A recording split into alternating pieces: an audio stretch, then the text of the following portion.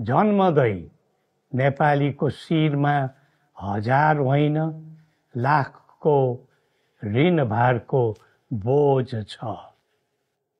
हाम्रा कल कारखाना व्यापार व्यवसाय निरन्तर धराशायी बन्दैछ।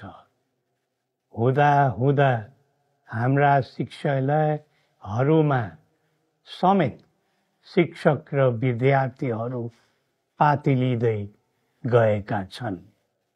नेपालको पद्धति नीति र गतिविधि ठिक छैन।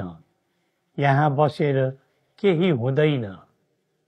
श्रम, सिप, चेतना र ज्ञान भएका हाम्रा नागरिकहरूमा त्यस प्रकारको भाष्य चलिरहेको छ।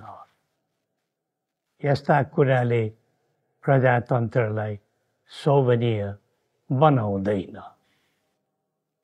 प्रजातन्त्र आशा जगाउने प्रणाली हुनुपर्दछ।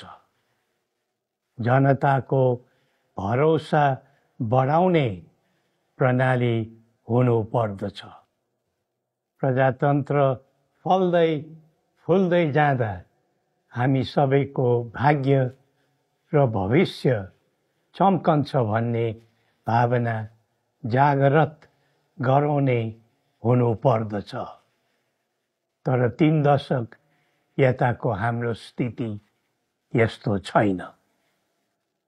आम जनताको मुहारमा मुस्कान ल्याउने, जनतालाई खुसी र सुखी बनाउने, सबैले खोजेको र हामीले चाहेर रोजेको पनि त्यही प्रजातान्त्रिक व्यवस्था हो।